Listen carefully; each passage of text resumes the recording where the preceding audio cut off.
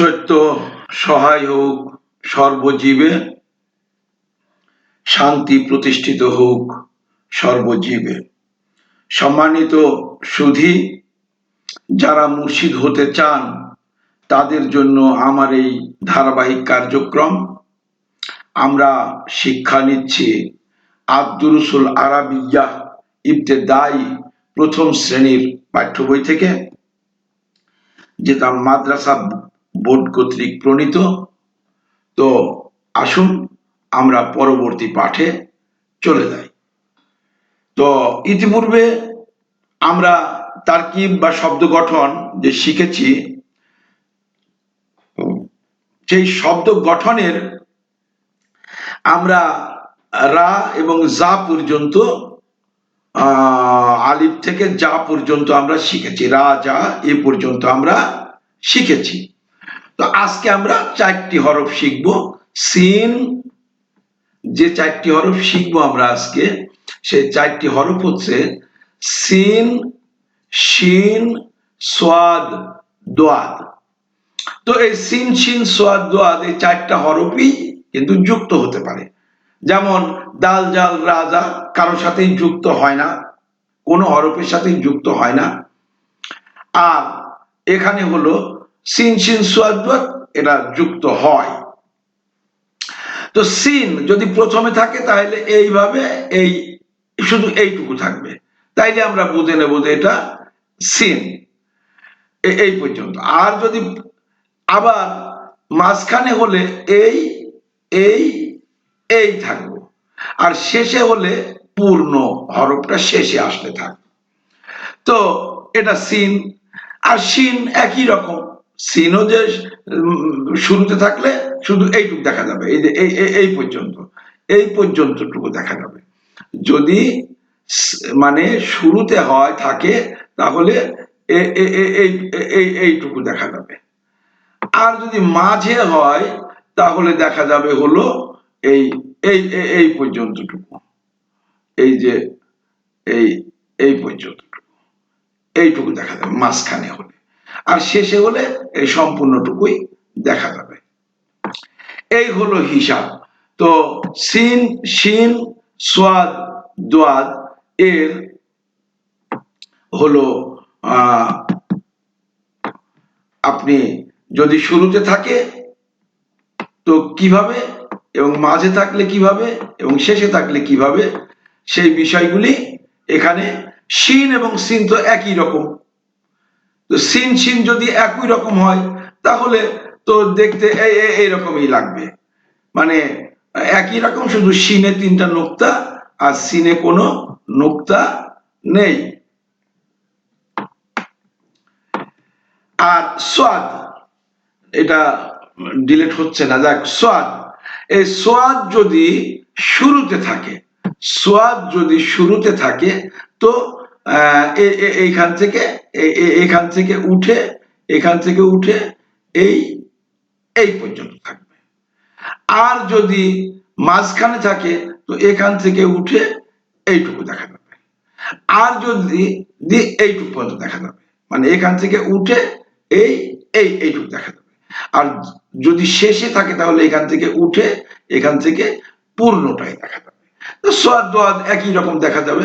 দোয়াদের উপরে একটি নুক্তা আছে, সোয়াদের উপরে নুক্তা নাই, হরফ একই রকম। তো শুরুতে থাকলে একরকম, মাঝে থাকলে একরকম। এখানে হলো আপনি হাত, এইটার উপরে আপনি হাত দিয়ে ঘুরিয়ে ঘুরিয়ে দেখবেন যে কেমন লেখাটা যায়, আপনি লেখার চেষ্টা করবেন।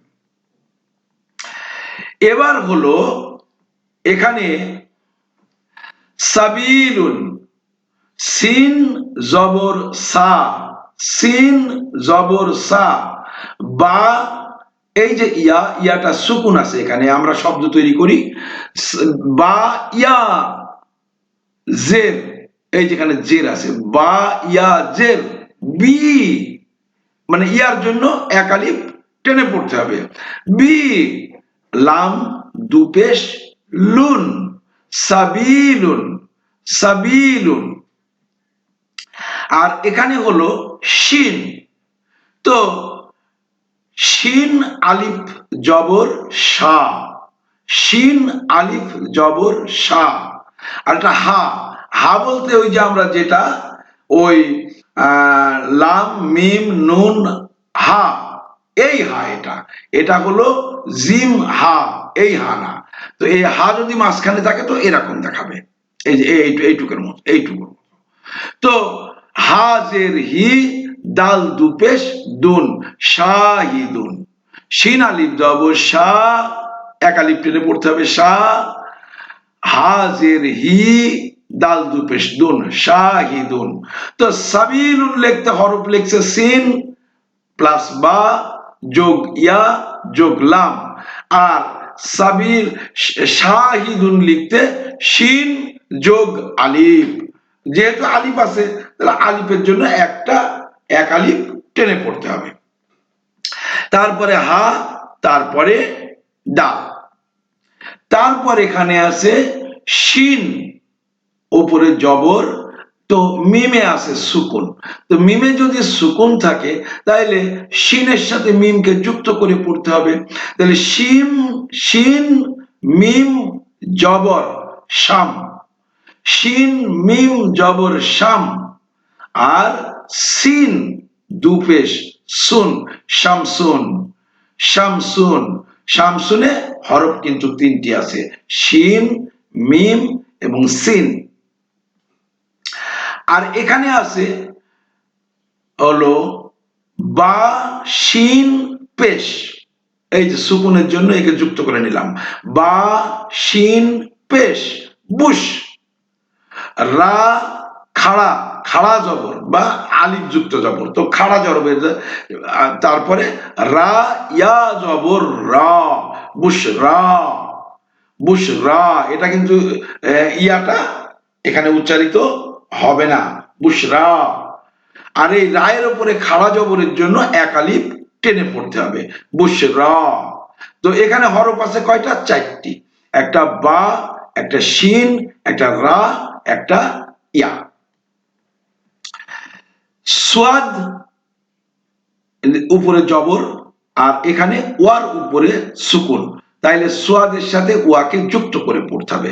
সোয়াদ ওয়া জবর সাউ, সোয়াদ ওয়া জবর সাউ, মিম দুপেশ মুন, সাউমুন, সাউমুন। তাইলে এখানে হরফ আছে কয়টা? হরফ আছে হলো তিনটা, সোয়াদ যুক্ত ওয়া যুক্ত মিম। এখানে দোয়াদ জবর দা, দোয়াদ জবর দা, এই যে লাম আলিফ, লাম আলিফ দুইটা হরফ আছে, লামের সাথে আলিফ যুক্ত, তো লাম আলিফ জবর লা, লাম আলিফ জবর লা, লাম দুপেশ লুন, দালালুন, দালালুন। তা এখানে কি কি হরফ আছে?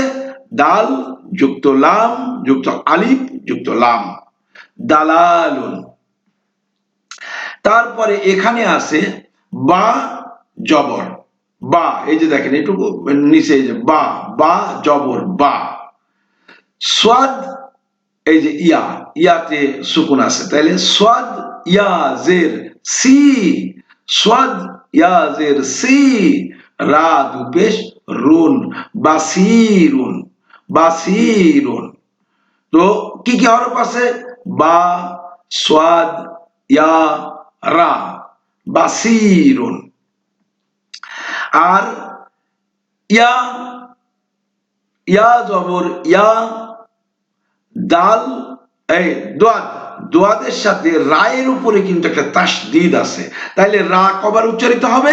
দুবার, একবার এর সাথে সুকুন হিসাবে, আর একবার নিজেই নিজের হরকত অনুপাতে।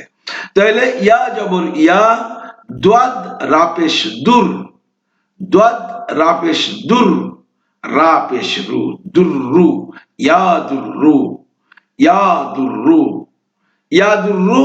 তাতে হরফ আছে ইয়া, দোয়াদ, রা এবং রা, এই চারটি হরফ এখানে আছে। এরপরে আমরা আরো চারটি হরফ এখানে দেখে নেব, সেটা হলো তোয়া, জোয়া, আইন, গাইন। তো তোয়া, এটা প্রথমে থাকলে এমন, মাঝে থাকলে এমন, শেষে থাকলে এমন। যুক্ত হবে কিন্তু হরফটা পুরাই চেনা যাবে। তো জোয়া এক নুক্তা যুক্ত, তোয়াতে যুক্তা নেই, নুক্তা নেই, জোয়াতে নুক্তা আছে। আর এটারও একই রকম। আর আইন শুরুতে থাকলে এইভাবে হয়ে মাথাটা ফাঁকা থাকবে, শুরুতে হলে এইভাবে হয়ে মাথাটা ফাঁকা থাকবে এই মুখের মতো। কিন্তু যদি মাঝে থাকে তাহলে এই যে মাথার মতো একটা থাকবে, এরকম একটা গোল গিট্টু, কিন্তু এটা কোনো ফাঁকা থাকবে না। আর যদি শেষে থাকে তাহলে এই গিট্টুর সাথে এই নেমে আসবে, শেষে হলে এইরকম থাকবে। তো আইন এবং গাইন একই রকম থাকবে, শুধু আইনের উপরে নোক্তা থাকবে না এবং গাইনের উপরে নোক্তা থাকবে। তো এখানে নিচে সেটা আপনাকে দেখিয়ে দিয়েছে, আপনি এখানে হাত ঘুরিয়ে ঘুরিয়ে লেখাগুলির উপরে হাত ঘুরিয়ে ঘুরিয়ে অভ্যাস করবেন, লেখা অভ্যাস করবেন, যাতে আপনি সুন্দরভাবে লিখতে পারেন। এরপরে এখানে আমরা তোয়া, জোয়া এবং আইন, গাইন এই 4টি হরফ এখানে শিখলাম।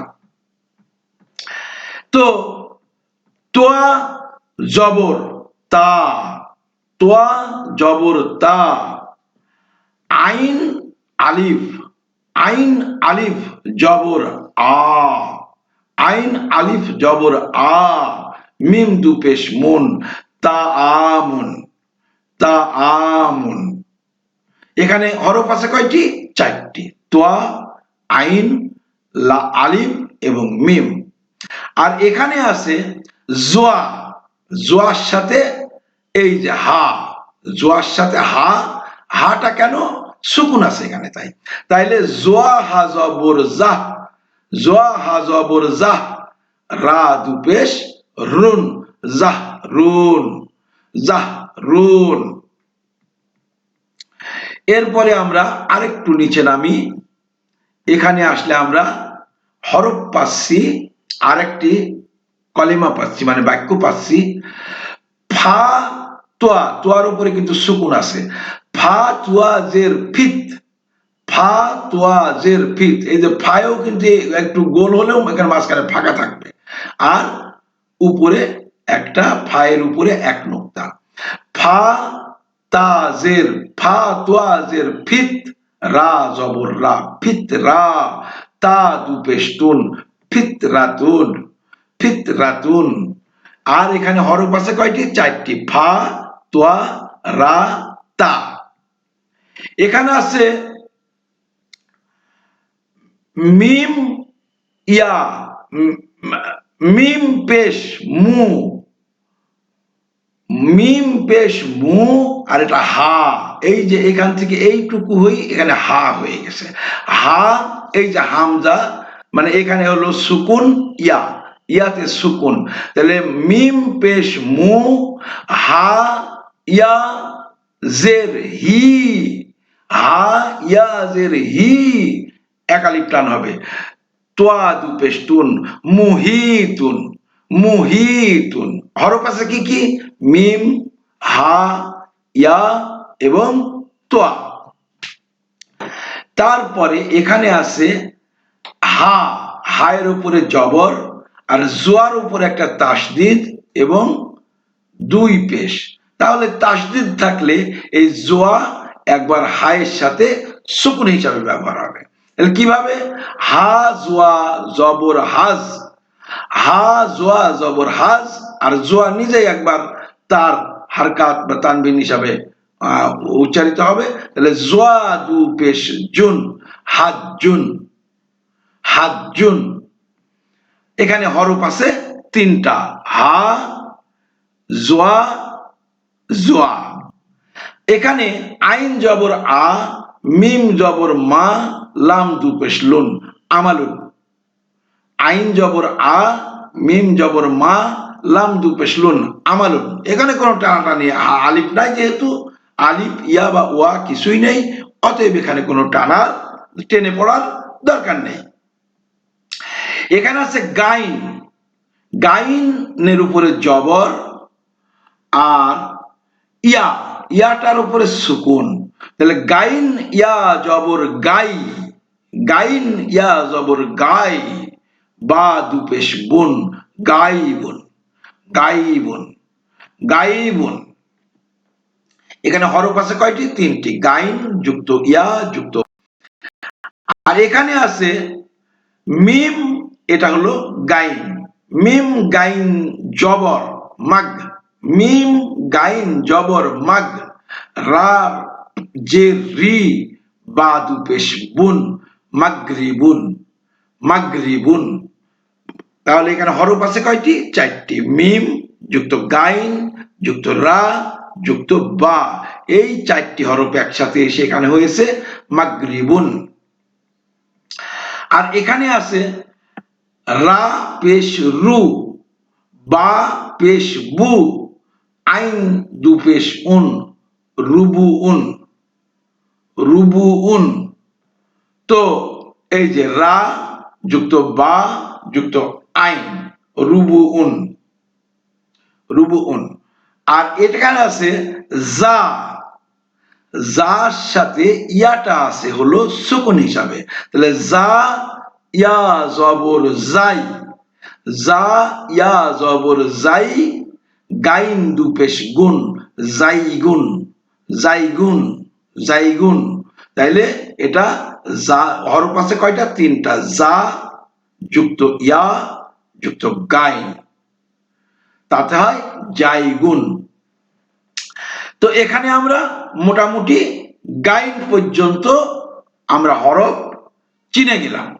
তো এখানে দেখাইছে এই যে আইন প্রথমে থাকলে এরকম, এই যে গাইন, গাইনটা যদি প্রথমে থাকে এরকম হবে, মাঝখানে থাকলে এই যে এরকম হবে, এবং শেষে থাকলে এরকম হবে, এই দেখাইছে।